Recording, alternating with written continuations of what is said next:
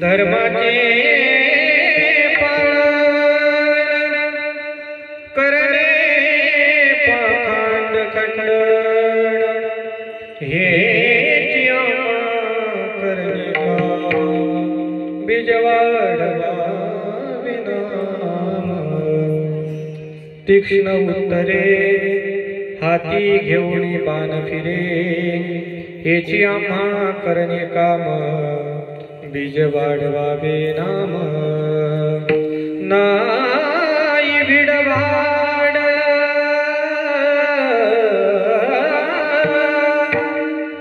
तुका म्हणे सणा थोर हेची आम्हा करणे काम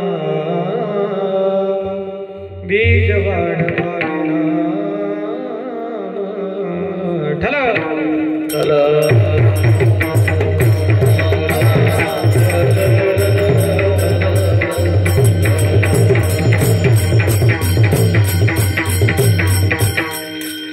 समचरण सरोजम सांद्रणीलांबुदावं जगणनेद पाणिं वंदनं वंदनाळं तरुण तुलसीमाला गंगरंगं जनेत्रं सदय धवलहासं विठ्ठलं चिन्तयामि पांडुरंगकारो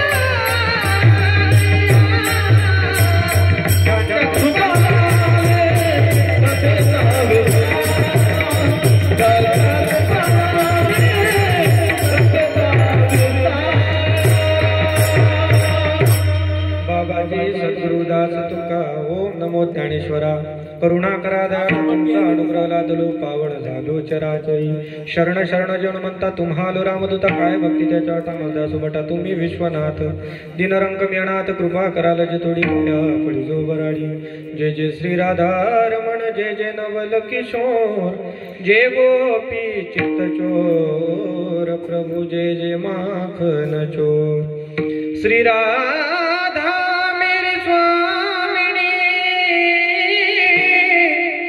मैं राधे को दास जन्म जन्म हुए दीजियो श्री वृंदावन ऐसे नमन करुणी सकड़ा हरि कथा बोले तो गोगण्या बोला अज्ञानी म्हणूनी आपुल्या साधवी सकड़ा नामा म्हणे हृदय सिंहासन करोनिया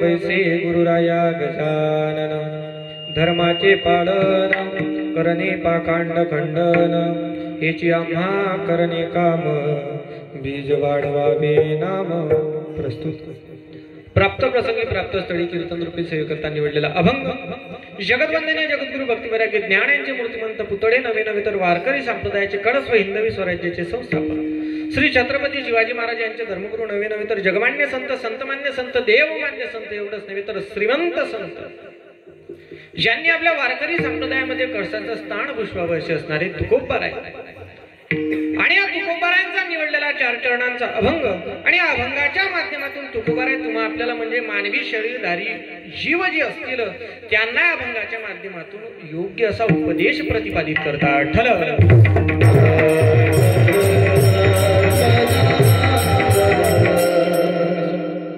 कीर्तनाच्या जर परिहारात्मक जर बोलायचं झालं तर महत्भाग्यवान ग्राम संतांच्या पदस्पर्शाने पावन झालेली भूमी आहे. अर्थातच मातोळी नामक ग्रामामध्ये गेल्या अनेक वर्षांपासून या सप्ताहाचं आयोजन आहे. आणि या सप्ताहाचा जर विचार केला ना तर जेव्हा या सप्ताहाची सुरुवात होती ना, सुरुवात केल्यानंतर वाटत नव्हतं की एवढ्या भव्य आणि दिव्य अशा प्रकारचं स्वरूप या सप्ताहाला येणार नाही का.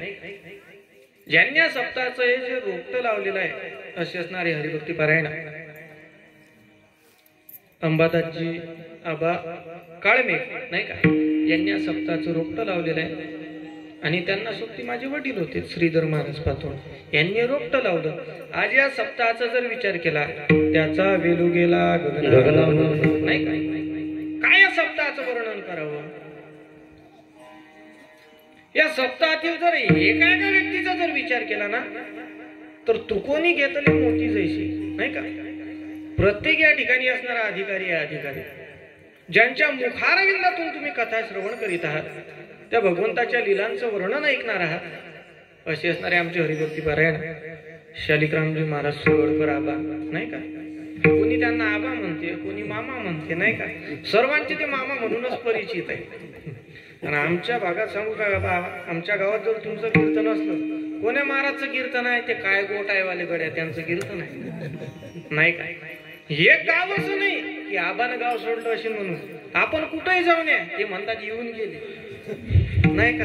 जवान मागं ठेवले पण आबा आमचे समजून नाही का. कशाचं प्रतीक आहे महाराज, तर आमच्या आबांचं प्रत्येकावर असणारं जे प्रेम आहे ना त्या प्रेमाचं प्रतीक आहे. प्रत्येकाला आमच्या आबाजी जीव लावतात नाही का. परमार्थामध्ये दुसरं काय पाहिजे. परमार्थामध्ये प्रेमाला जेवढं महत्व आहे ना तेवढं महत्व कशालाच नाही का. भक्ती प्रेमा विन ज्ञान नको देवा. तुमच्याकडे ज्ञान किती असू द्या पण बोलत असताना जर प्रेम नसलं तर ते ज्ञान व्यर्थ आहे नाही का. असे आमच्या आबाजी त्यांच्या मुखारविंदातून तुम्ही कथा श्रवण करीत आहात. मग दिवसभर भागवत कथा झाली की झालं का नाही. सकाळी काकडा, काकड्याला किती जण असतात एवढेच असतात वाटते. हा एकही कोपरा भरत नाही एवढा. टाळ करी विने करी आणि बाकीचा ऐकणारा देव आहे नाही का. सकाळी काकडा, दिवसभर श्रीमद भागवत कथा, संध्याकाळी हरिपाठ आणि रात्रीला श्रीहरीचं कीर्तन. आणि कीर्तन का करतो म्हटलं महाराज की एकाच्यानं जमत नाही. कीर्तनाकरता सर्व गोष्टी येता सांग पाहिजे. आणि मी खरंच सांगतो आज माझं अहोभाग्य समजतो की किती वर्षापासून या वर्षी नंबर लागला माझा. माझ्या कीर्तनाला असे गायक वादक नसतात बापू. माझ्या कीर्तनाला जर विचार केला तर एकना धडण भाराभर चिंध्याच असतात नाही काय. वादक तर असे असतात की आपण म्हणतो काय ते वाजवतात काय नाही काय. महाराजांचा जर विचार केला तर मृदंग विशारद आमचे हरिभक्ती पारायण यश महाराज नाही काय. काय महाराज मूर्ती लहान पण कीर्ती महान आहे. त्यांचे वडील सुद्धा मृदंग वाजवत होते, ते सुद्धा मृदंग वाजवतात. आणि कलाकारांची महाराज खरोखर कलाकारांची कदर करायला पाहिजे. ज्या ठिकाणी पैसा खर्च करायला पाहिजे त्या ठिकाणी आपण करत, आणि ज्या ठिकाणी करायला नको त्या ठिकाणी केल्याशिवाय राहत. हा समजा आता महाराजांची परिस्थिती हालाकीची आहे. महाराजांना तुम्ही थोडे पैसे शिल्लक दिलेत काही पापात जातील काय.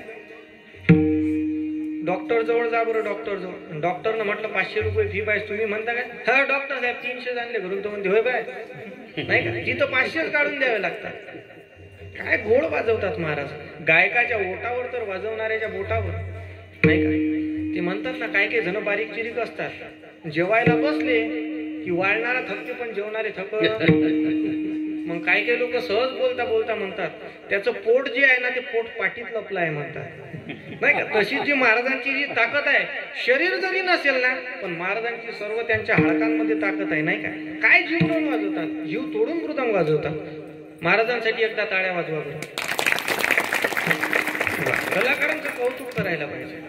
आणि गायकांचा जर विचार केला तर काय खरोखर गायकांचं जेवढं वर्णन करावं तेवढं कमी नाही का, कोकिळेसारखे ज्यांचे मधुर आवाज आहे असे गायकवाद खरोखर सापडत नाही. विनेकरी पहा बरं, नारदासारखे विनेकरी, गंधर्वासारखे गायक, इंद्रासारखे मृदंगवादक, दत्तात्रयासारखे चोपदार. तुम्ही म्हणाल महाराज चाललो आम्ही घरी, चालू द्या तुमचं इंद्र दत्तात्रय तेच चालू द्या. पण लक्षात ठेवा, तुम्ही जर कीर्तनामध्ये नसते कोणाला सांगायचं असतं. जसं मळलेला कपडा धुण्याकरता गरज कशाची आहे? महिला मंडळी, तुम्ही कपडे धुत ना काय, लॉन्ड्रीवर पाठवता काय? कशाची आहे मळलेला कपडा धुण्याकरता गरज? हा, जेवण जास्त झाले काय? कशाची आहे बोला ना? साबणाची. बरं, आता तुमच्याजवळ चांगल्या उच्च प्रतीचं साबण दिलं, चांगल्या क्वालिटीचं, आता म्हणा पाणी नाही दे, आता म्हणा पाणी पाहिजे महाराज. जसं मळलेला कपडा धुण्याकरता गरज साबणाची आहे, त्याहीपेक्षा गरज पाण्याची आहे. आणि तसंच कीर्तनामध्ये जेवढी गरज गायनाच्या, मृदंगाच्या, साऊंड ऑपरेटर आणि चोपदारांची आहे, त्याहीपेक्षा गरज श्रोत्यांची आहे, नाही का? श्रोते जर कीर्तनामध्ये नसतील तर वक्त्याला महत्व प्राप्त होणार नाही. वक्ता तो वक्ता नो हे श्रोते विण. नाही, वक्ता कितीही विद्वान हो, बसायला जर कोणी समोर नसलं तर त्या वक्त्याला काय सांगावं हे सुद्धा सुचणार नाही. पण तुमच्या इथं जर जेवढं वर्णन करावं तेवढं वर्णन कमीच आहे, नाही काय गोड साऊंड आहे, तुमच्या कानापर्यंत आवाज येतो ना, नाही का? किती गोड साऊंडचा आवाज येतो. त्याला ऑपरेट करणारे ऑपरेटर सुद्धा तेवढेच गोड आहेत, नाही का? साऊंड गोड आहे. दत्तात्रयासारखे चोपदार आहेत, गंधर्वासारखे गायक आहेत. काय काय ठिकाणचे गायक म्हणजे निरा झेंडूबामच्या बाटल्या. आपण म्हणा पाय ते म्हणतात कुटार खाते काय. मी एका वेळेला प्रमाण म्हटलं आणि त्यांनी पाठोपाठ सुरू केलं. मी म्हटलं, दिनाची माऊली आजी म्या देखिली, ठेवोनिया कटी कर उभी राहे निरंतर. मागच्यांचं कानपूर गेलेलं होतं, मग कानपूर गेलं शांत बसाव, तो माझ्याही वरचा होता, त्याने केलं दिन्याची माय मेली. मी म्हटलं भाऊ माय कोणाची मरू दे, कीर्तन शेल्यावर नाही आपल्या, नाही का? पण चोपदारांचं जर वर्णन केलं तर चोपदार काय खरोखर धष्टपुष्ट चोपदार आहे. नाही तर काय काय चोपदार असतात, त्या चोपदारांना आम्हाला पेंडॉल पर्यंत घेऊन जावं लागते. एक चोपदार असे भेटले भाग्यानं या गोष्टी प्राप्त होतात, नाही का? चोपदार भेटलेत, कार्यकर्त्यांनी सांगितलं महाराज हे चोपदार तुम्ही. युट्यूबवर रुक्माईचा गजर झाला चालू, चोपदार म्हणत चला. मी निघालो, चालता चालता गावाच्या बाहेर गेलो. चोपदारांना म्हटलं चोपदार ग्रामपंचायतची हद्द संपली, म्हणत कुठं? मी म्हटलं या गावच्या स्मशानात पोहोचलो. ते चोपदार म्हणत महाराज एक काम करता काय? मी म्हटलं एक सोडून दोन सांगा. म्हणत एक काम करा बुवा. मी म्हटलं सांगा. ते म्हणत माझा हात पकडा मला त्या पेंडॉल पर्यंत घेऊन जातात. मी म्हटलं तुम्हाला काय अडचण आहे? ते म्हणत मला रात्री दिसत नाही, दिवसा सुचत नाही. अशी चोपदार असतात. पण या ठिकाणचा जर विचार केला तर सर्व गोष्टी येतात सांगितल्या, नाही काय? काय टाळकरी मंडळी आहेत, एकही काऊनी बडी रे. आमचे कीर्तन ऐकण्याकरता आलेले हरिभक्ती पारायण भागवताचार्य हिरालालजी महाराज काढवे, नाही का? खरोखर महाराज त्यांना कसल्याही प्रकारचा गर्व नाही त्यांना. नाही तर भागवतकार टाळ वाजवायला माग एक चाल येते तर त्या चाल म्हणणाऱ्याला जर म्हटलं नाही चाल म्हणतो दुसऱ्या दिवशी येत नाही तो. भागवतकार इथं टाळ वाजवून राहिलेत, नाही काय? कशाचं प्रतीक आहे महाराज? हे सर्वांचं प्रेम आहे. आणि असो जो निवडलेला अभंग आहे हा अभंग श्रीमंत संत तुकोबारायांचा आहे. तुकोबारा या अभंगाच्या माध्यमातून उपदेश करतात. संत महात्म्यांनी का उपदेश करावा? त्यांचा अधिकार आहे का? हो बाबा, त्यांचा अधिकार आहे म्हणून उपदेश करावा. का उपदेश करतात? हो विनाकारण उपदेश करतात का? नाही नाही. संत महात्म्यांचा जर विचार केला तर संत महात्म्यांचं अवतार कार्य हे तुमच्या उद्धाराकरता आहे. बुडत हे जन न देखवे डोळा, म्हणून कळवळा येतसी येतो हिताचा कळवळा, हाती पडती म्हणून काळा, नाही का? संत महात्म्यांचं जे अवतार कार्य आहे कशाकरिता आहे? जे भटकलेले जे जीव असतील त्या जीवांना योग्य मार्गाने लावले, ह्या संत महात्म्यांचा खरा उद्देश आहे. पण एका ठिकाणचा जर विचार केला तर अनमोल नरदेव प्राप्त झाला मात्र महती कळाली नाही. दुसऱ्या ठिकाणचा जर विचार केला तर अनमोल नरदेव प्राप्तही झाला नाही, महती कळाली नाही. तिसऱ्या ठिकाणचा जर विचार केला तर नरदेव प्राप्त झाला, महती सुद्धा कळाली. आणि एका ठिकाणचा जर विचार केला तर त्यांना नरदेव प्राप्त झाला नाही मात्र त्याची महती कळाली. ज्यांना प्राप्त झाला नाही मात्र महती कळाली. स्वर्गीचे अमर इच्छिता देवा, मृत्यू लोकी वावा जन्मा.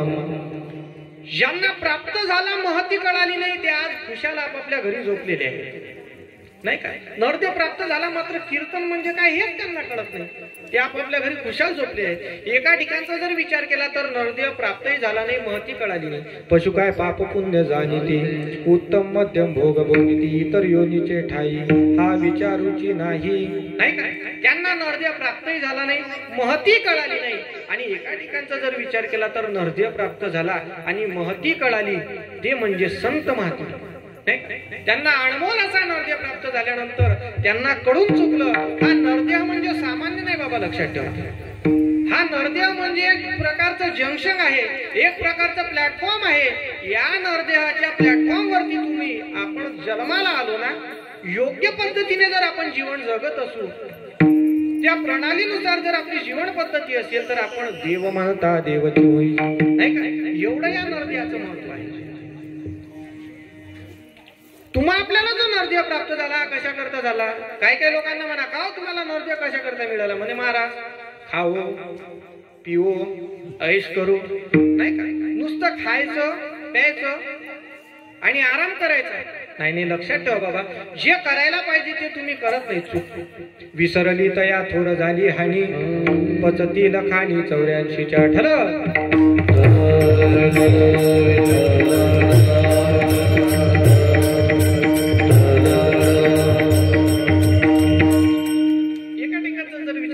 सांगून गेलो तुम्ही, आपण त्याला विसरलेलो. विसरली तर या थोर झाली आणि पचती लखानी 84च्या, नाही का. पण संत महात्म्यांना अनमोल असा नरदेह प्राप्त झाला आणि त्याची महती कळाली, म्हणून संत महात्म्यांचा उपदेश करण्याचा तुम्हा आपल्याला अधिकार आहे. संत महात्मे सांगू सांगू थकले, लागून या पाया कर जोडून विनवितो तुम्हारे, किती सांगू तरी पुढे शिंदडी, नाही. विचार जर केला तर संत महात्मे सांगतात, तुम्ही आपण ऐकत नाही. कशा करता प्राप्त झाला. देवे दिला देवे दिला देवे दिला देवे दिला देव भजना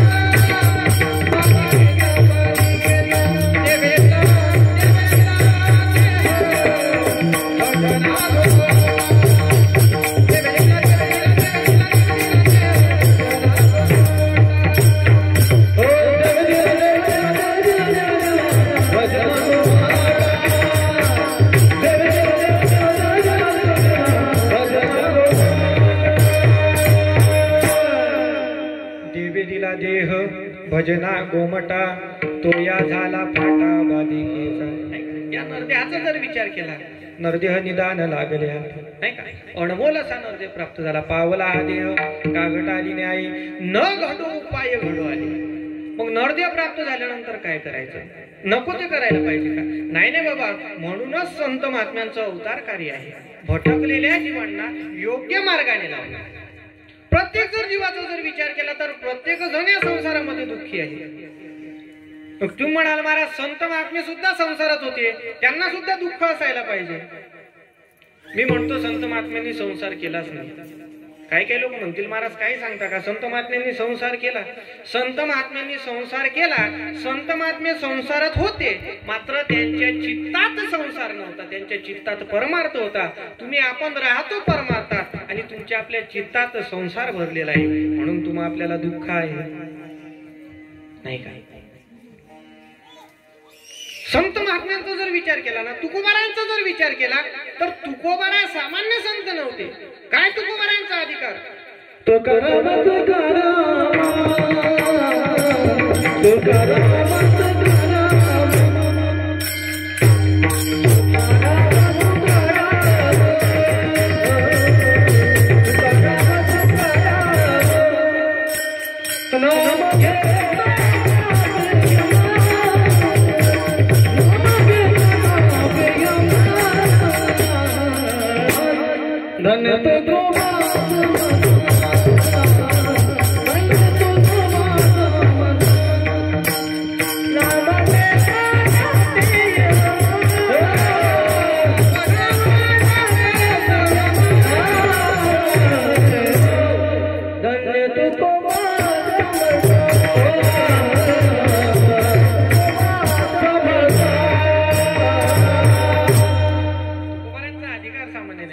तुकाराम तुकाराम नाम घेता कापे काय अधिकार त्यांनी आपल्या प्रत्येक इंद्रियांना आज्ञा करावी त्याप्रमाणे इंद्रियांनी वागावं घे घे माझे वाचे आणि त्या वाचेने त्या भगवंताचं नामस्मरण करावं एवढा अधिकार डोळ्यांना सुद्धा सांगावं कलियुग आहे चित्र विचित्र न गोष्टी पाहता काय पहा डोळे तुम्ही घ्या रे सुख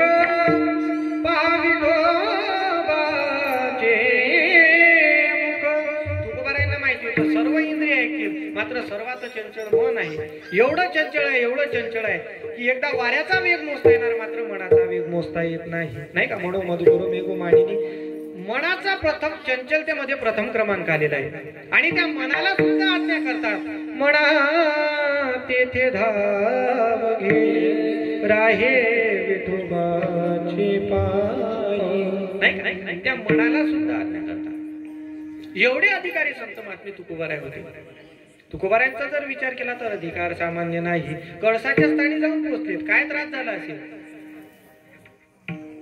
प्रत्येकाने एक नाव ऐकलं असेल मंगेश पाडगावकरांच्या जीवनामधील एक प्रसंग आहे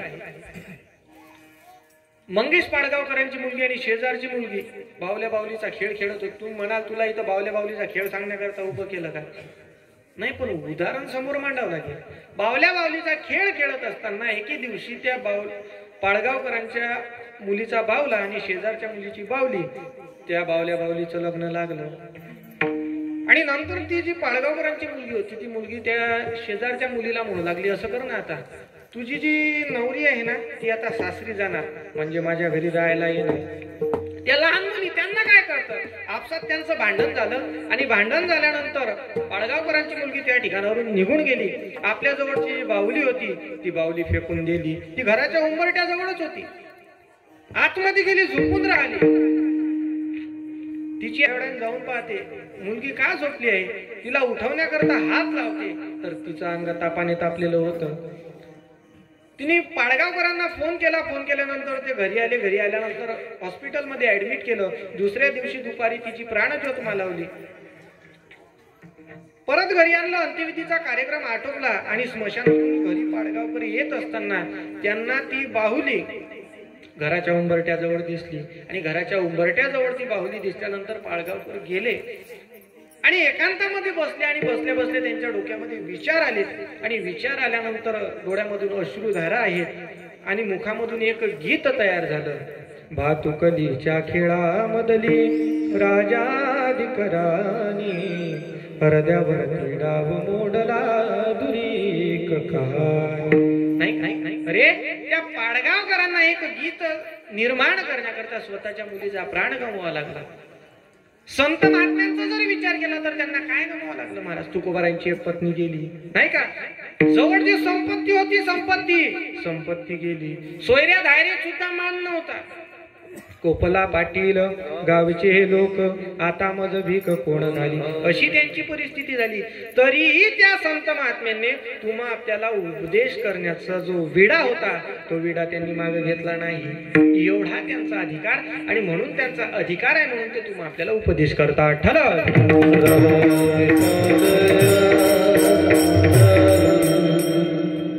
तुकोबाराय भगवंताचं नामस्मरण करत आहेत आणि रावणामध्ये नामस्मरण करत असताना एक साधक त्यांच्या जवळ गेला अहो तुकोबाराय तुम्हाला काही वेळ लागला का जेव्हा पाहिलं तेव्हा त्या भगवंताचं नामस्मरण तुकोबारायांनी त्याला एक उत्तर दिलं बाबा रे हा नरदेव जो आहे हा देवानेच तुम्हा आपल्याला दिला आहे त्याचे दास म्हणून राहायचं आणि त्याचे दास म्हणूनच मरायचं तो म्हणू लागला तुकोबाराय तुमचं बरोबर आहे नुसता नरदेव नामस्मरण करण्याकरताच दिला का तुकोबाराय म्हणू लागले ज्याचा आहे त्याचं जर नामस्मरण करत नसाल तर मग आपण देवाला विसरलो ना भगवंताचं नामस्मरण करायला पाहिजे तो साधक त्यांना म्हणू लागला तुकोबाराय तुम्हाला नरदेव प्राप्त झाल्यानंतर या नरदेवाचं महत्व कळालं का तुम्हाला नरदेव प्राप्त कशा करता झाला तुकोबारायांतात कळालं म्हणूनच तर नामस्मरण करणं चालू आहे तो म्हणू लागला तुकोबाराय नरदेव तुम्हाला भगवंताचं नामस्मरण करण्याकरता नाही मिळाला संसाराकरता मिळाला संसाराकरिता तुकोबाराय म्हणतात बाबा रे तुमचा संसार म्हणजे काय आहे रे तो सांगू लागला तुकोबाराय आमचा संसार म्हणजे मुलं पत्नी फोर व्हीलर बसायला, नाही का, गडगंज संपत्ती, तो आमचा संसार. तुकोबाराय म्हणतात तो तुझा संसार आहे ना, तर आता आमच्या संसाराचं वर्णन ऐकून घे. अनेक संत महात्म्यांनी संसाराचं वर्णन केलेलं आहे. तुकोबाराय त्याला सांगू लागले, संतांच्या भाषेत तुला संसार सांगू का, संसार म्हणजे काय आहे. पुनरपि जननं पुनरपि मरणं पुनरपि जननी जठरे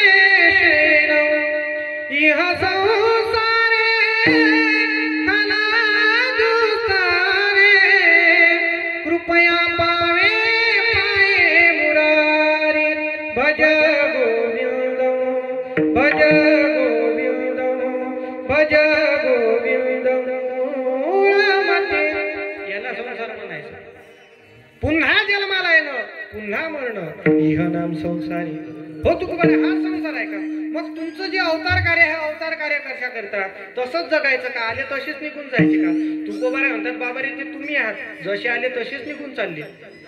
तुमचा जर विचार केला ना म्हणतात, तर तुम्हाला जर विचारलं कहा गए का नाही, क्या लाये कुछ नाही, तुम्ही खाली हात जाता आणि खाली हात येता. जेव्हा तुम्ही जन्माला येता ना तेव्हा तुम्हाला कपडे नसतात, ते लंगोट असते लंगोट, त्या लंगोटाला खिसा नसते. अरे जेव्हा तुम्ही मरता ना तेव्हा सुद्धा तुम्हाला कपडे शिवतात, शिंगल शिलाईचेच असतात, पण त्या कपड्यांना सुद्धा खिसा नसते. मग तुकोबाराय तुम्ही काय घेऊन जाता. अरे त्या भगवंताचं नामस्मरण आमच्या कंठामध्ये असते, ते भगवंताचं नामस्मरण आमच्या सोबत जाते. मग तुम्हाला जन्म प्राप्त झाला ना, मग जन्म प्राप्त झाल्यानंतर तुमचं कार्य काय आहे. तुकोबाराय म्हणतात माझं कार्य काय आहे सांगू का तुला. तुकोबाराय सांगतात अभंगाच्या प्रथम चरणात,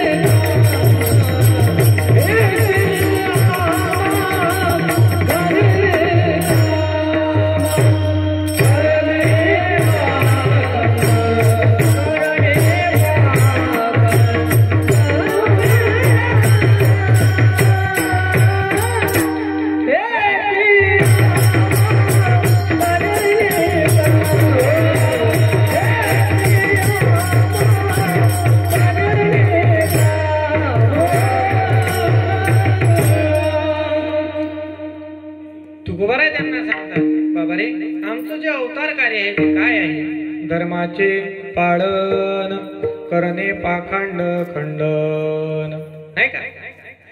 हा जो धर्म आहे ना, हा धर्म जो लयाला चाललेला आहे ना, या धर्माला वाचवण्याकरता आमचं अवतार कार्य आहे. धर्माचे पालन. तुकोबाराय तुम्ही कुणाच्या भरोशावर करता हो धर्माचे पालन. अरे ज्यांच्या भरोशावर आम्ही धर्माचं पालन करत आहोत ना, त्यांचा जर विचार केला तर एका भगवंताच्या भरोशावर आम्ही धर्माचं पालन करत आहोत. काही पुरावा आहे का. तुकोबाराय म्हणतात अनेक अभंग मी निर्माण केलेले आहेत, त्यात त्या भगवंताचं वर्णन आलेलं आहे. धर्माची तू मूर्ती पाप पुण्य तुझे हाती, मज सोडवी दातारा कर्मापासून दुस्तरा. ती धर्माची जी मूर्ती आहे, ती धर्माची मूर्ती आहे तरी कुठं हो. जंबुया द्वीपा माझी एक पंढरपूर गाव गा, धर्माचे नगर देखा विठू पाटील त्याचे नाव गा. मग तुकोबाराय तुम्ही धर्माचं पालन करता, तो तुमचा भगवंत आहे, त्या भगवंताच्या भरोशावर करता. तो भगवंत तरी धर्माचं पालन करतो का. तुकोबाराय म्हणतात आम्ही धर्माचं पालन करू यात काही नवल नाही, त्या भगवंताने सुद्धा धर्माचं पालन केलेलं आहे. केव्हा हो. यदा यदा हि धर्मस्य ग्लानिर्भवति भारत अभ्युत्थानम् अधर्मस्य तदात्मानं सृजाम्यहम् परित्राणाय साधूनां विनाशाय च दुष्कृतां धर्म संस्थापनार्थाय संभवामि युगे युगे। नाही का? ज्याही वेळेला धर्मावरती संकट यावं, संत महात्म्यांवरती संकट यावं, त्या भगवंतानी धर्माचं रक्षण करावं। धर्माचं रक्षण केलं ना, मग धर्माचं रक्षण करत असताना नुसतं उठसूट धर्माचं रक्षण करायचं का? हो, भगवंतानी उठसूट धर्माचं रक्षण केलं। संत महात्म्यांवरती संकट आलं, धर्माचं रक्षण केलं, नाही का? गायीवरती जर संकट येत असेल, धर्माचं रक्षण करणारच, नाही का? भगवंताचं अवतार कार्य कशा करताय? धर्माच्या रक्षणाकरिता आहे, धर्माकरिता आहे। मग तसंच यायचं का? खाली हात आयावर खाली हात जायगा? नाही नाही, घेऊन या चक्र गदा हाती धरा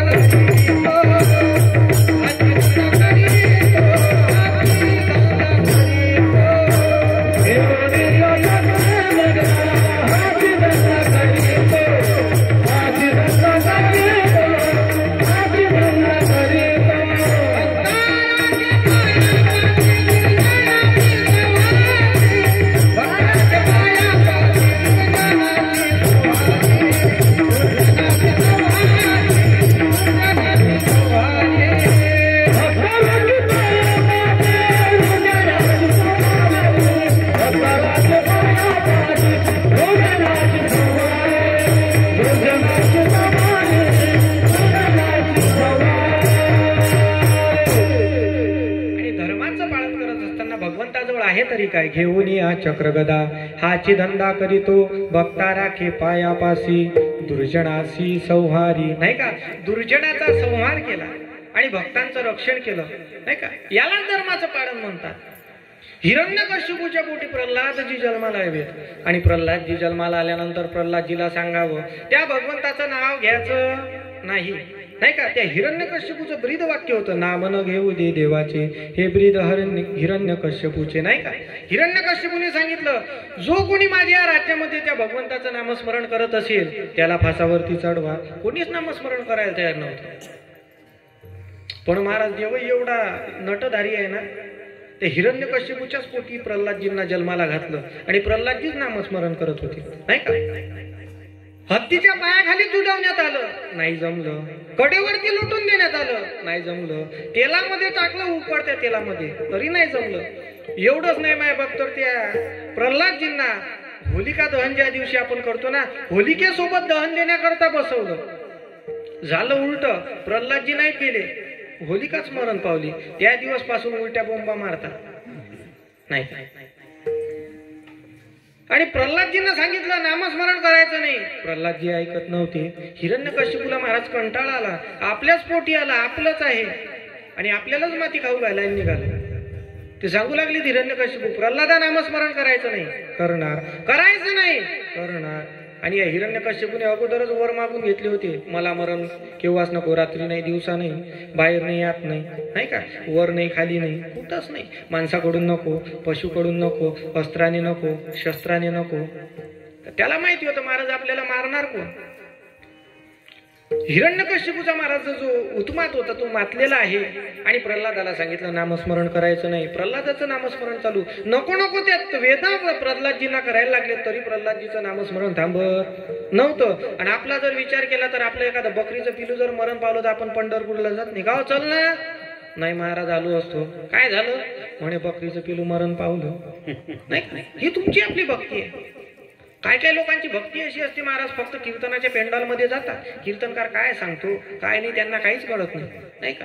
मी एका ठिकाणी विनोद केल्याने एक आजी रडत होती, म्हटलं आपण केला विनोद आणि आजी कोण रडत आहे? मी त्या आजीला विचारलं, ओ आजी, म्हणले काय महाराज? म्हटलं आबा बोलले का घरी? म्हणे नाही महाराज। म्हटलं सुनबाई बोलल्या का? म्हणे नाही महाराज। मग म्हटलं मुलगा बोलला का? म्हणे नाही महाराज। म्हटलं रडून काऊन राहिले, आता माझी भाषा कळत नाही का? म्हणे महाराज भाषा कळते। म्हटलं रडण्याचं कारण काय आहे? म्हणे महाराज तुम्हाला पालन माझ्या घरच्या बोकळ्याची आठवण आली। म्हटलं आजी काय कारण होतं? म्हणे त्या बोकळ्याची दाढी तुमच्या सारखी होती। तुमच्या आपल्या चित्ताचा जर विचार केला तर येतो घरून कीर्तनात, कीर्तनात महाराज बोकळ्या दिसते। नाही काय जेवढं तुमचं आपलं वर्णन करावं तेवढं कमी आहे. पण ती प्रल्हादजींची भक्ती होती. प्रल्हादजींचं नामस्मरण चालू. हिरण्यकश्यपू प्रल्हादजींना सांगू लागला नामस्मरण करायचं नाही चालू. ते हिरण्यकश्यपूला राग आला. अरे बाबा तुझा देव आहे तरी कुठं रे? तू त्या देवाच्या भरोशावर जगत आहेस, नामस्मरण करत आहे, तुझा देव आहे तरी कुठं? त्या प्रल्हादजींनी सांगावं माझा जो भगवंत आहे तो काष्टी पाशांनी प्रत्येक ठिकाणी आहे, प्रत्येक कणाकणात माझा भगवान बसलेला आहे. हिरण्यकश्यपूला राग आला. हिरण्यकश्यप म्हणू लागला या खांबात आहे का? प्रल्हादजी म्हणू लागले या खांबात सुद्धा आहे. जशी त्या खांबाला लात घातली, खांबावरी लात मारिली दुर्जने, स्तंभी नारायण प्रगटले. आणि अकराळ विक्राळ प्रगट एक प्रकारचं त्यामधून रूप प्रगट झालं. धड जर पाहिलं तर धड माणसाचं, चेहरा पाहिला तर सिंहाचा, आणि नख वाढलेले होते. नख डरकाळ्या करतच निघालं ना बाहेर. त्या हिरण्यकश्यपूला घेतलं, ओढत ओढत नेलं, उंबरट्यावरती बसले. मरण कुठं सांगितलं होतं द्यायचं नाही? आत नाही, बाहेर नाही, उंबरट्यावर. सकाळी नाही, रात्री नाही, दुपारच्या वेळेला, संध्याकाळच्या वेळेला, नाही का? वर नाही, खाली नाही, बरोबर उंबरट्यावर घेतलं आणि नखानी हिरण्यकश्यपूचा वध केला. भगवंतानी काय केलं? धर्माचे पालन करणे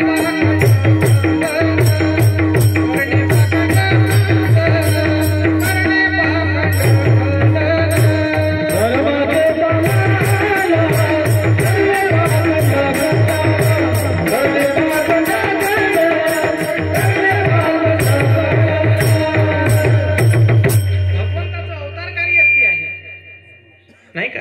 सांगू लागले तुकोबार आहे बाबा रे. त्या भगवंताचा जर विचार केला तर सामान्य नाही. आणि प्रत्येक काल परत्वे भगवंताचा वेगवेगळा अवतार असतो, नाही का? आणि धर्माकरता प्रत्येक जण या ठिकाणी जन्माला आलेला आहे. पण आपण धर्म विसरलोत ना. धर्म धर्म धर्म म्हणायचं कशाला? तुमच्या आपल्या भाषेत धर्माची व्याख्या काय आहे? कोणी बौद्धिस्ट असेल त्यांना म्हणायचं बौद्धिस्ट, कोणी मातंग असेल त्यांचा मातंग धर्म, नाही का? कोणी पाटील असेल याला धर्म म्हणायचं का? धर्म त्याला नाही, धर्म एकाच गोष्टीला म्हणायचं. खरा तो एकची धर्म जगाला प्रेमर पावे, त्याला धर्म म्हणायचं. धर्म कशाला म्हणायचं? धर्म म्हणजे काय? धर्माची व्याख्या काय? धर्म शिकवला तुम्हा आपल्याला छत्रपतींनी, शिवाजी महाराजांनी धर्म शिकवला. आठवते का कोणाला शिवाजी महाराज? अरे या हे जे तरुण पिढी आहे ना, या तरुण पिढीला फक्त शिवाजी महाराज एकाच दिवशी आठवतात. साऱ्या जगात भारी 19 फेब्रुवारी तिथपर्यंत शिवाजी महाराज आठवत नाही. 19 फेब्रुवारीच्या दिवशी तरुण एकच करतात. काय करतात हो? डीजे सांगतात, कीर्तन ठेवतात का, सप्ताह ठेवतात काय? सप्ताह तर जमतच नाही हो त्यांना. साधू म्हटलं की त्यांना ॲलर्जीच आहे या तरुण मुलांना, नाही का? डीजे सांगतात, डीजे. डीजेच्या समोर तसे नाचत नाही. आधी रिचार्ज करतात, नंतर मरतात, तरी नाचतात तिथं, नाही का? एवढे नाचात मग्न झाले, एवढे नाचण्यात मग्न झाले, एवढे नाचण्यात मग्न झाले. मी त्या ठिकाणी गेलो, त्याला म्हटलं थांब बाबा, आमच्या गावातली गोष्ट आहे, नाचू नको म्हटलं, थांब थांब. म्हणे महाराज काय झालं? मी म्हटलं डीजे वाल्याचे ते कॉलम आहेत ना, ते कॉलम सर्व उडाले, फक्त जनरेटर चालू आहे. मग आपल्याला काय पाहिजे? काहीचा काही ढिच्चिक ढिच्चिक पाहिजे म्हणे. जनरेटरवर सुद्धा नाचणारे आहेत बरेच जण, नाही का? पण मी तुम्हाला सर्व तरुण मित्रांना सांगू इच्छितो की तुम्ही खरोखर शुक्रिया माना की शिवाजी महाराजांच्या काळात तुम्ही आपण जन्माला आलो नाही. शिवाजी महाराजांसमोर जर तुम्ही दारवा पिऊन जर नाचले असते तर नाचता नाचता तुमच्या माना शिवाजी महाराजांनीच उडवले असते. त्यांनी धर्म सांभाळला आपला. जगदंबाचे ते ट्रॅकसूट परिधान करणं, कपाळाला चंद्राची कोर लावणं, कानामध्ये शिवाजी महाराजांसारखे कुंडल घालणं, ते दाढी वागवणं, म्हणजे काय शिवाजी महाराजांचा आदर्श तुमचा अंगीकार केला का तुम्ही? नाही नाही बाबा. शिवाजी महाराजांसारखी दाढी वागवली, कुंडल परिधान केले, कपाळाला चंद्राची कोर लावली, ट्रॅकसूट घातले, बापाने घेऊन दिलेली गाडी घेतली, मित्राजवळून पैसे उसने घेतले, 50चं पेट्रोल टाकलं, 50 खिशात ठेवले, कॉलेज समोर गेले, दुसऱ्यांच्या मुलीला त्रास देतात. हा शिवाजी महाराजांनी धर्म शिकवला का? अरे शिवाजी महाराजांनी तुम्हा आपल्याला धर्म शिकवला की दुसऱ्याची जी सून आहे, परक्याची सून, परक्याची सून नाही म्हणता येणार, जी दुश्मनाची जी सून आहे त्या दुश्मनाच्या सुनेची सुद्धा साडी चोडी बोळवण करून जे आदराने परत पाठवतात, तो धर्म आहे. आणि ते खरं धर्माचं पालन आहे. धर्माचं पालन म्हणायचं तरी कशाला? धर्म धर्म म्हणजे काय? तानाजी महाराजांच्या जीवनामधील प्रसंग आहे तानाजी मालसुरे. तानाजी मालसुरेंचा मुलगा आहे रायबाचं लग्न. लग्नाची तारीख ठरली आणि तिकडे कोंढाण्यावरती चढाई करण्याचा दिवस सुद्धा ठरला. शिवाजी महाराजांनी बोलावलं, तानाजी आपल्याला कोंढाणा जिंकायचं आहे. तानाजींनी सांगितलं ठीक आहे. बाकीच्या मावळ्यांनी सांगितलं महाराज ज्या दिवशी कोंढाण्यावरती चढाई करायची आहे त्याच दिवशी तानाजीच्या मुलाचं लग्न आहे, रायबाचं लग्न आहे. शिवाजी महाराज म्हणू लागलेत नको, तुम्ही नका येऊ, दुसरे कोणीतरी सुभेदार येतील. तानाजीच्या मुखातील शब्द आहेत महाराज, तानाजी मालसुरेंच्या मुखातील शब्द आहेत, आधी लगीन कोंढाण्याचं मग रायबाचं. ज्या दिवशी लग्न तिकडं लग्न लागणं चालू तिकडे कोंढाण्यावरती चढाई केली नाही का. शत्रू सोबत 2 हात करत असताना हातामधली जी ढाल होती ती ढाल खाली पडली. एवढ्यावर थांबले नाही, तुमच्या आपल्या सारखे जर सैनिक असते तर घरी पडून आले असते, तूच कोंढाणा घे फक्त आम्हाला घरी जाऊ दे नाही का. आजकालच्या जर तरुणांचा जर विचार केला ना महाराज तर या तरुणांची व्याख्या आणि तेव्हाचे तरुण, तेव्हाचा मराठा सकाळी झोपेतून उठे पळत रानात सुटे. कशा करता? शत्रू सोबत युद्ध करण्याकरता. तेव्हाचा मराठा सकाळी झोपेतून लवकर उठे, शत्रू सोबत युद्ध करण्याकरता पळत रानात सुटे. युद्ध करत असताना त्याची ढाल तुटे, तलवार तुटे, मात्र तो मराठा केव्हाच मागं ना हटे. आजकालच्या जर तरुणांचा जर विचार केला तर आजचा तरुण झोपेतून उशिरा उठे, झोपेतून उठल्यानंतर देशीच्या शिशावर जाऊन तुटे, त्याचा तो शिसाई फुटे, त्याचा तो ग्लासही फुटे. त्या तरुणाचे आतडे खराब होऊन तो तरुण जीवनातून उठे, पण त्या तरुणाची देशी ना सुटे.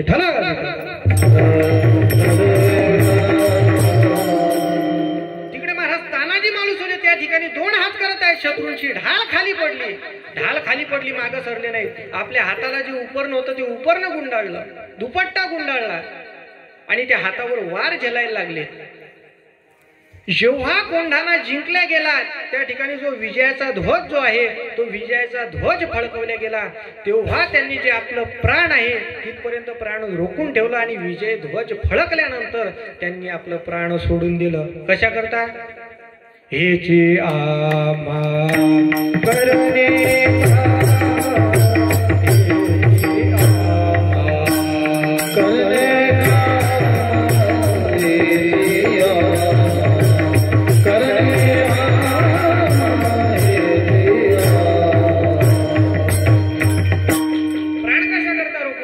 धर्माचे पालन करणे पाखंड खंडन हेची आम्हा करणे काम नाही का. तानाजी मालसुरे सांगतात. पण महाराज त्यांचा जर विचार केला आणि तुमचा आपला जर विचार केला तर तुम्ही आपण ज्या दुःखामध्ये या संसारामध्ये आहोत तो मुळात दुःखमय आहे नाही का. संसार दुःखमुळ चहूकडे प्रत्येक जण दुःखी आहे, मात्र प्रत्येकाच्या दुःखी असण्याचं कारण वेगळं वेगळं आहे. प्रत्येकाचा जर विचार केला तर प्रत्येक जण दुःखी आहे, सुखी कोणीच नाही. फक्त प्रत्येकाचं जे वरतून जे आहे ना जी झाल्लर आहे ती वेगळी आहे आणि आतमध्ये दुसरंच आहे नाही का. जसे आपल्या गावामध्ये त्या गाद्या दुल्या विकायला येतात ना, ते तके विकायला येतात ना, तके लोड विकायला येतात ना, मग तो लोड असते कितीचा हो.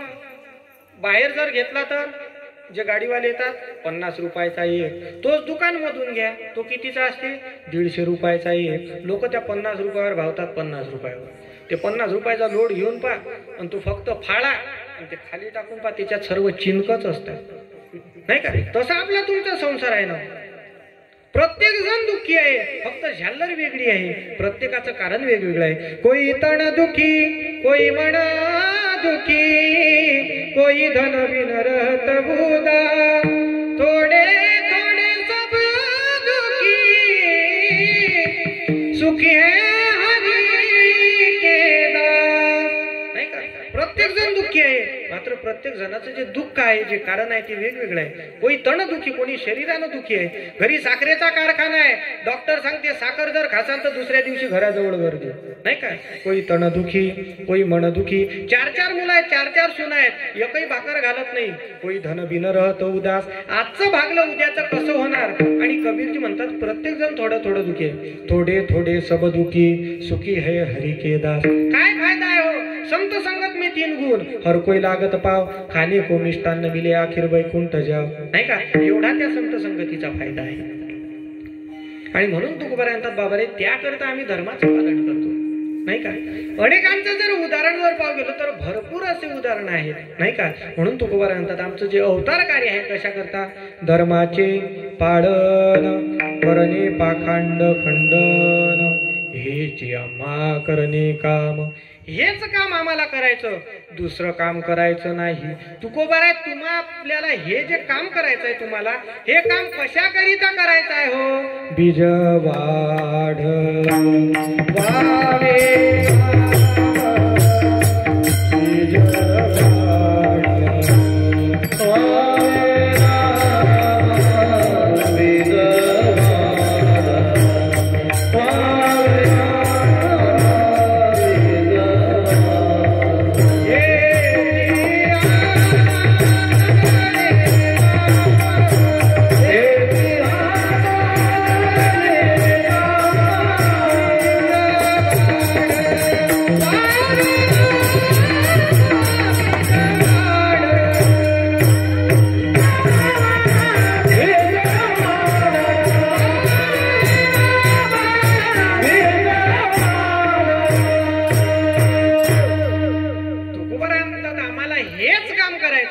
कशा करता?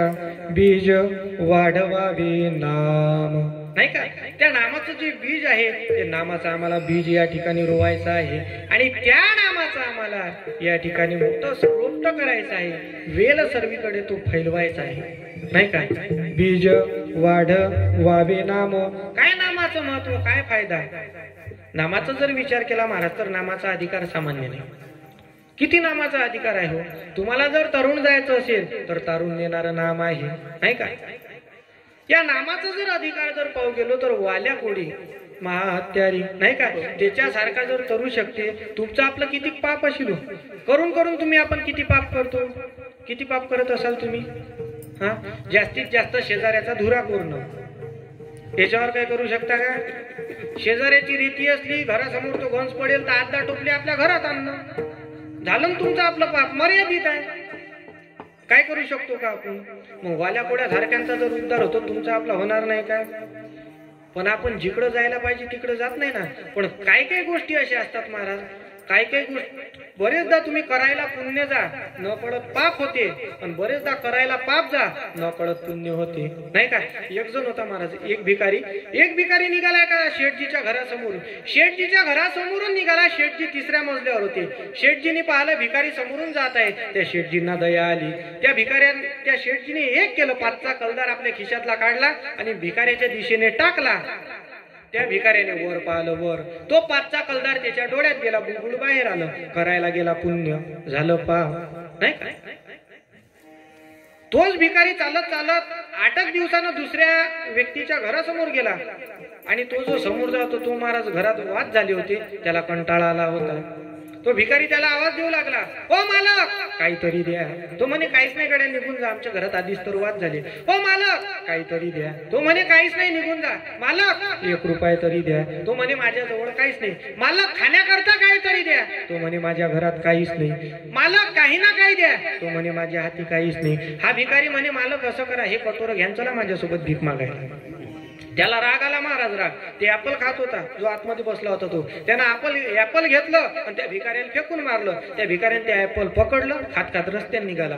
करायला गेला पाप, झालं पुण्य. कर्माची साथ पाहिजे फक्त, नाही का? पण तुमच्या कर्माला सुद्धा पलटी देणारा आमचा भगवंत आहे, नाही का? केलेलं कर्म जे पाप असेल ते पुण्याच्या रूपात तो भगवंत आणू शकतो. फक्त त्याचं नामस्मरण करा. प्रत्येकाने एकदा अटेन्शन बसा, हाताने टाळी, मुखाने नामस्मरण. विठोबा रखुमाई, विठोबा रखुमाई, विठोबा Hey!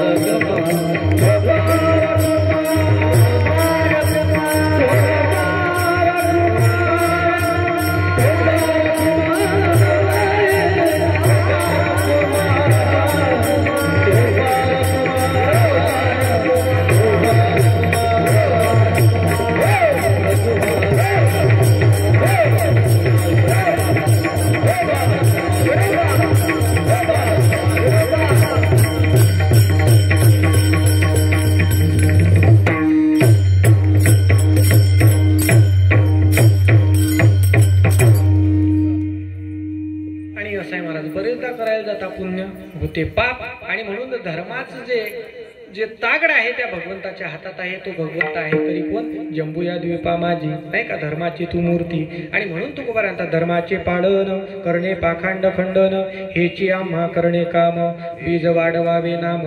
आणि धर्माचं रक्षण करत असताना अनेक प्रकारचे विरोधक तयार होतात. धर्माचं रक्षण करत असताना विरोधक तयार होतात.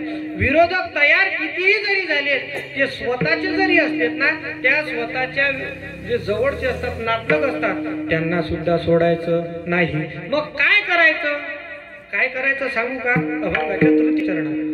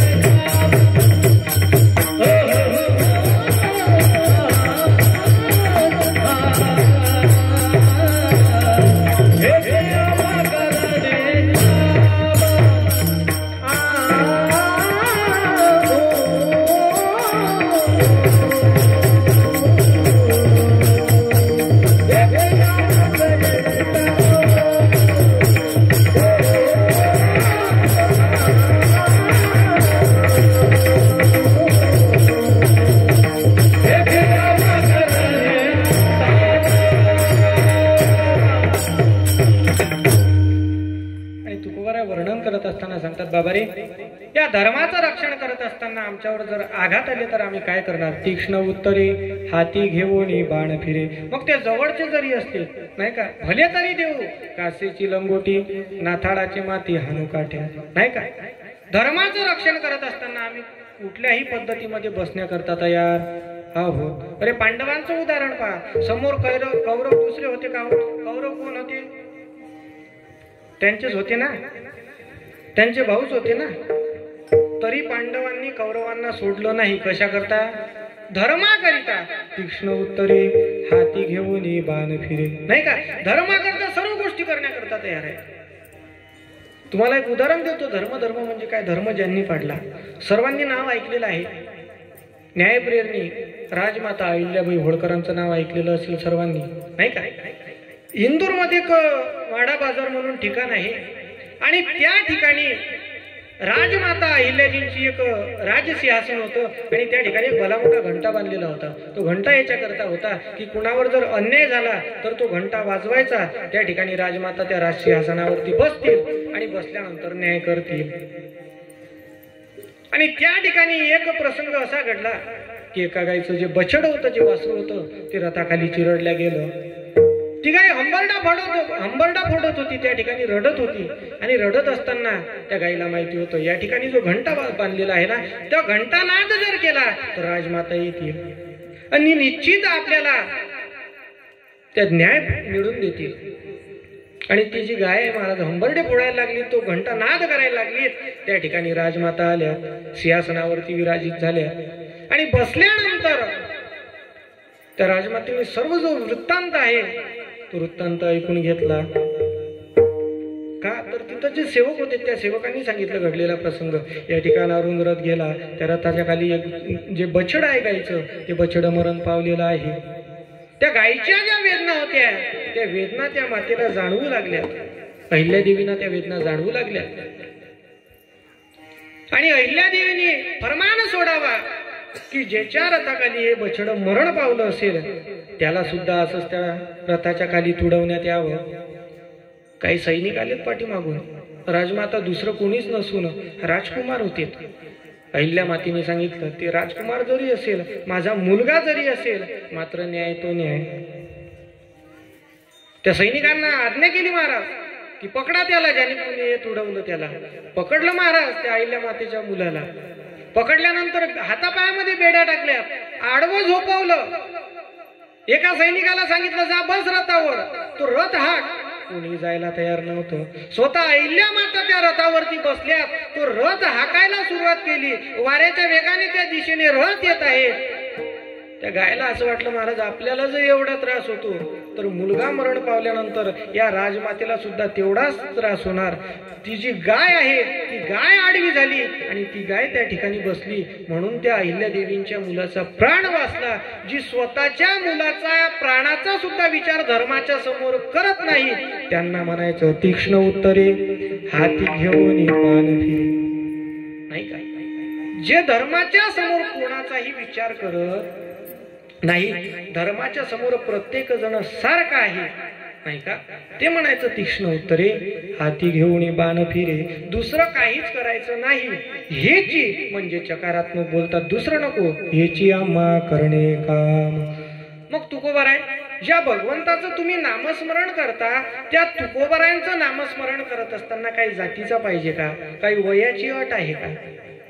तुकोबारायांचा जातीची अट नाही, वयाची अट नाही. मग काही अटी काही गतिरोधक आहेत का? तुकोबाराय म्हणतात एकही गतिरोधक नाही अभंगाच्या शेवटच्या चरणात. नाही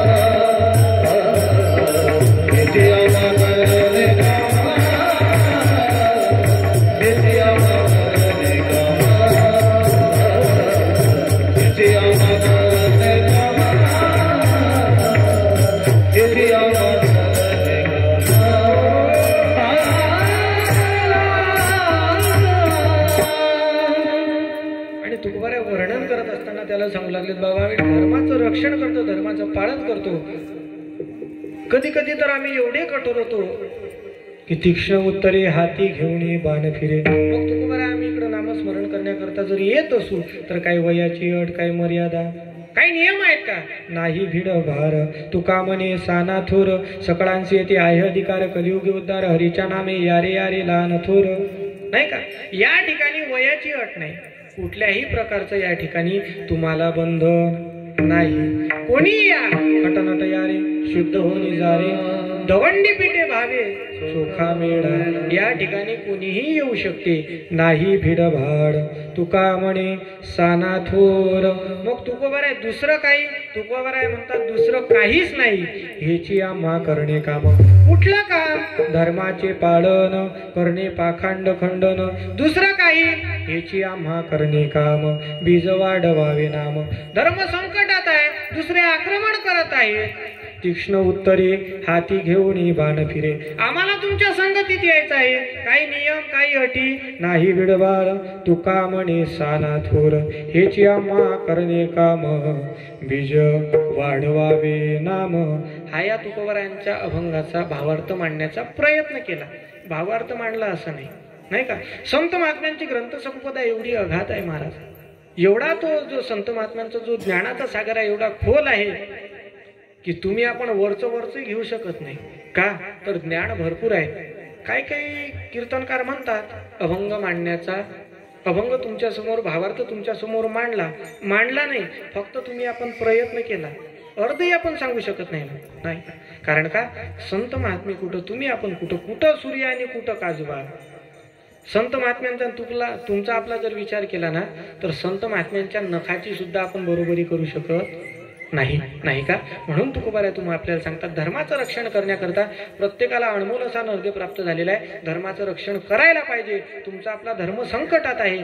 तुम्हाला जाता जाता फक्त 5 मिनिटात 3 गोष्टी सांगून जातो. 3 गोष्टी सध्या संकटात आहेत. पहिली भारत माता, दुसरी गो माता आणि तिसरी स्वतःची माता.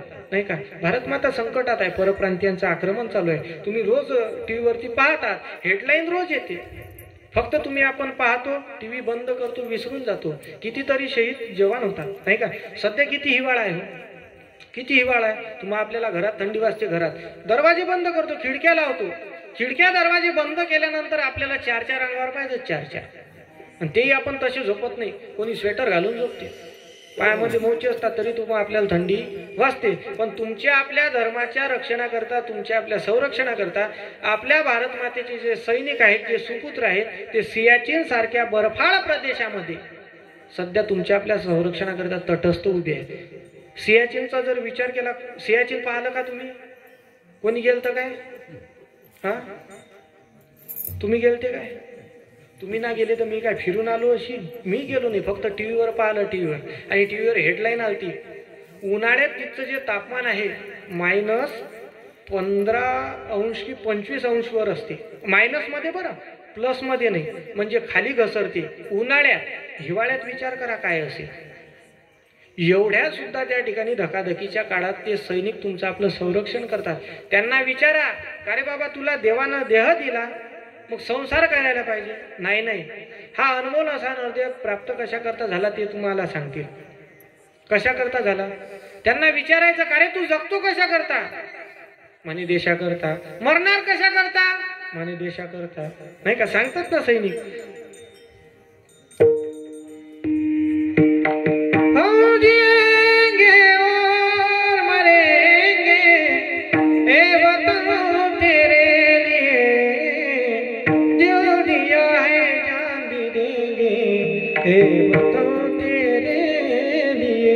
मग काय झालं म्हणतील, का रे फक्त देशासाठी जगायचं, देशासाठी मरायचं का?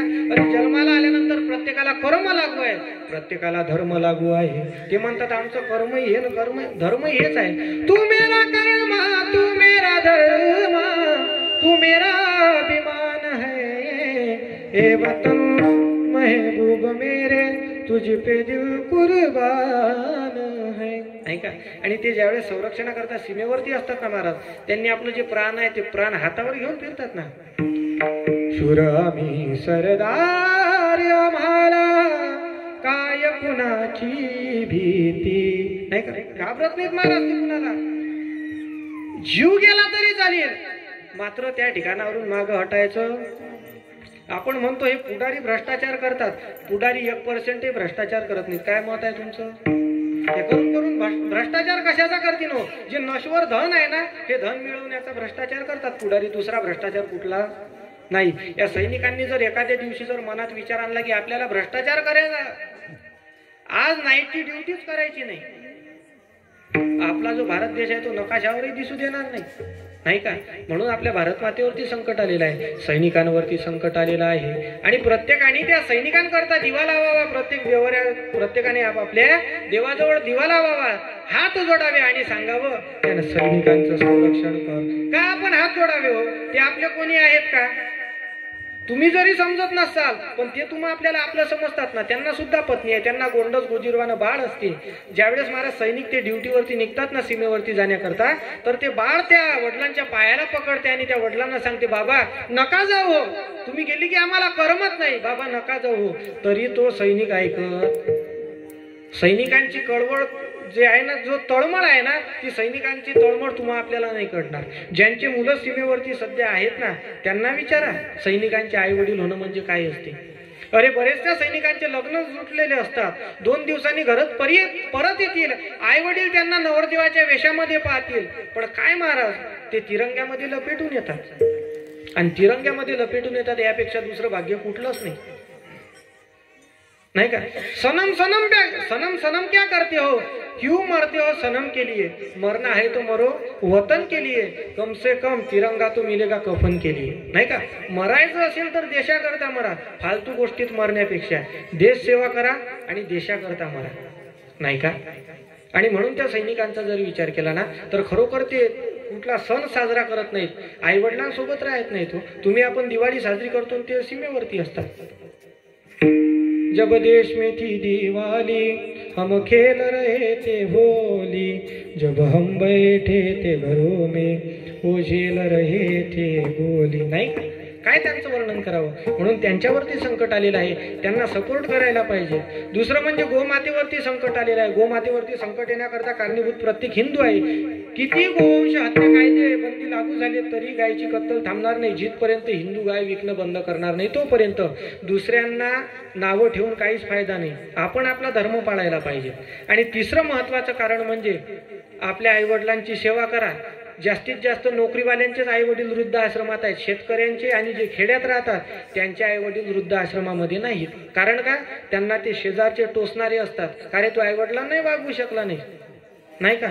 पण जे तिकडे असतात ना महाराज नोकरीवर, त्यांना कोण बोलायला वेळ असते कोणाशी. म्हणून आई वडिलांची सेवा करा. एखाद्या वर्षी सप्त्यात वर्गण नाही दिली तरी चालते, पण आई वडिलांची सेवा फार महत्वाची आहे. नाही का? आई वडिलांची सेवा म्हणजे काय हो? देवाची सेवा. सकळ तीर्थाची अधुरे जिका माता पितरे, तया सेवे सिखीर शरीरे लोन किरे. नाही का? म्हणून आई वडिलांची सेवा करा. आणि सर्वात महत्वाचा शेवटचा विषय म्हणजे मुलीला जन्माला येऊ द्या. मुलीला जन्माला काय येऊ देत ना तुम्ही? तुमच्या गावात जास्त मुली लग्नाच्या आहेत की मुलं आहेत हो तरुण मंडळी? तुमच्या गावात मुलं आहेत की मुली आहेत जास्त लग्नाच्या? हा, मुलं आहेत की मुली आहेत? मुली आहेत मुली. मग हे बाकीचे उरले हे का मारुतीला पुजारी सोडता काय? नाही का? किती मुली आहेत किती मुलं आहेत? मुलींचा जर विचार केला तर 50 मुलीच्या माग 75 मुलं आहेत. 25 काय करायचं? भव्य कपडे घालायचे, आश्रम बांधायचा, नाही ऋषिकेश तिकडे चाललं जायचं. लग्नच होणार नाहीत ना. का तर आपण गर्भातच मारतो. कंसाने गर्भाच्या बाहेर आल्यानंतर मारली, आपण गर्भातच मारतो ना. अरे ज्यावेळेस ते लहान बालक आपल्या आईच्या पोटामध्ये असते, त्या लहान बालकाला ती जाणीव होती की गर्भ चाचणी करणार आहेत.